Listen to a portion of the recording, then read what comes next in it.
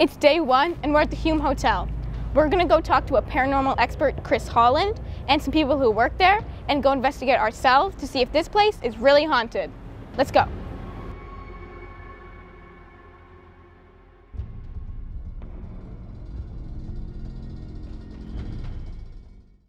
Hume Hotel is very, very alive, shall we say. Not just with wonderful guests and all the great food and that, but there's also something else that goes on here that people like to talk about and some people don't like to talk about.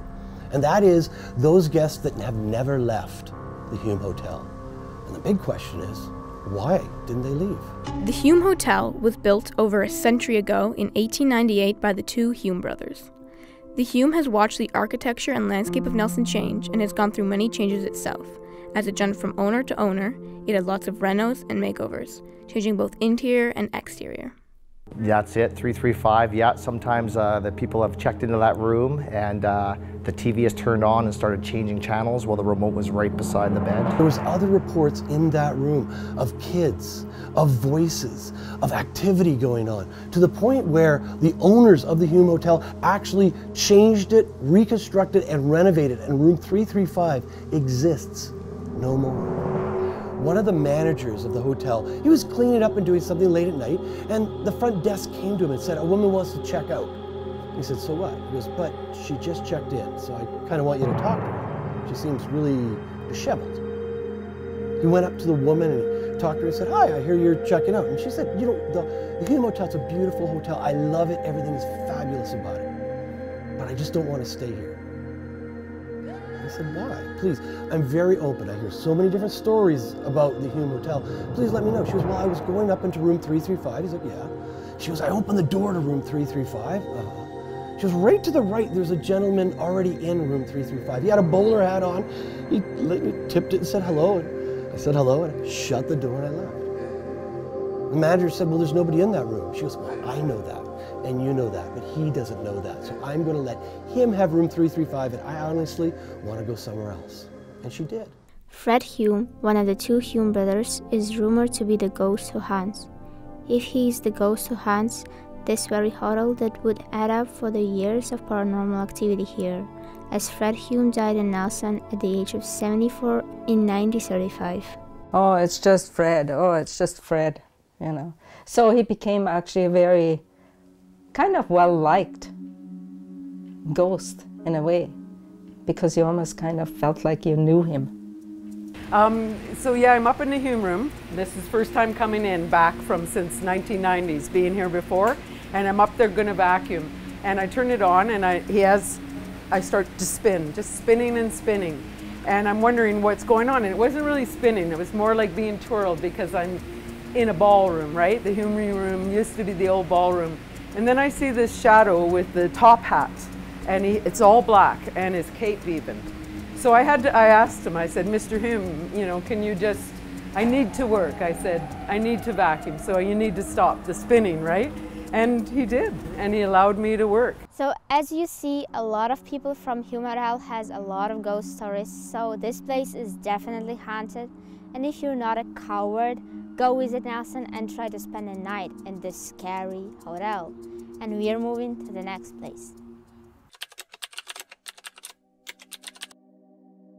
It is day two and we are at the Capitol Theater. The Capitol Theater was originally built in 1927 before it eventually got ruined due to neglect in the 40s and 60s. It did get restored in 1988 and became the theater that we know now. It is also very famously known for its hauntings, especially in the basement. That is where the costume shop is, and that is where we're going to go today, as well as we're going to interview some people working there and do a little investigating ourselves. So for me personally, having to close the space by myself, there are definitely times where there's what I would say is a big energy shift. And it's kind of the need to just get out of the space. There are some nights where I'm totally fine being in here by myself and shutting everything down.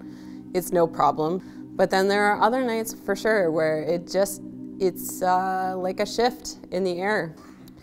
Yeah, the Ghost Light started as, it's actually a very long running theater tradition that is not just held to our theater specifically. It's theaters across the world have ghost lights, and it started as a safety measure and then became a superstition rather quickly. Here we have the infamous ghost light. Ghost lights are an old theater tradition that theaters all over the world have. If you put the light up before you have a show, your show will go well. That way, the ghosts can perform at night when you have the light up, and they won't intrude on your shows during the day. Here is backstage, and these are the pass-unders. This is where actors go when they want to switch sides during a scene. Up here, we have a bunch of names etched into the wall. Some of these are even from the 20s. This one says 1932.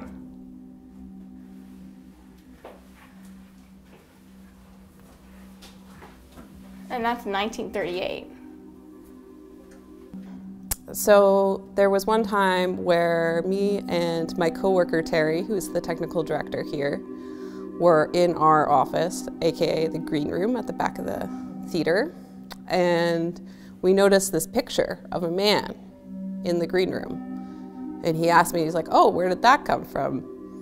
And neither one of us knew. We went on a bit of a sleuth to figure out where this portrait of this man came from, and nobody put it up. We talked to our ED, she didn't put it there, our box office agent didn't put it there.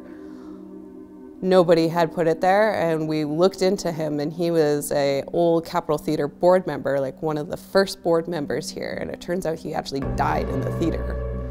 So stuff around here has been here for ages, like 100 years ago. I think the house often feels like it's the most haunted because it's so big and vast and silent. Like you really notice all the noise in here when nobody else is in the theater, so it gets quite spooky quite fast. Now we're going to go down to the costume shop, one of the Capitol Theater's haunted hotspots. So sometimes when you come down into the costume shop and go into the back corner, it feels very ominous and spooky, and you feel like you almost have to leave. I've heard things moving upstairs. When I'm down here, I can hear chairs moving around upstairs when I'm the only person in the building. With the theater being built nearly 100 years ago, and it getting ruined due to neglect halfway through its lifetime, with dark hallways, creepy basements, it has the perfect history for a haunted location. Now we are moving a little bit outside of Nelson, and we're going to Kokanee Creek Park.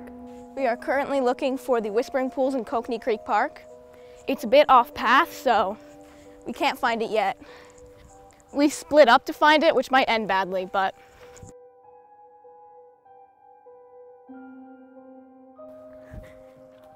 here it is, finally, long awaited. We're here at the Whispering Pools, which was part of an estate that eventually got burned down, and these are the remains of it. It says that if you go on one end and you whisper, someone on the other end can hear you. Let's check it out.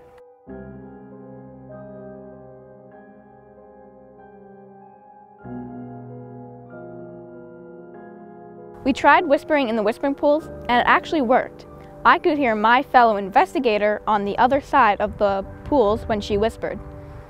After 3 long days of expert ghost hunting, full of spooky stories, chilling investigations, we finally have all the information that we came for.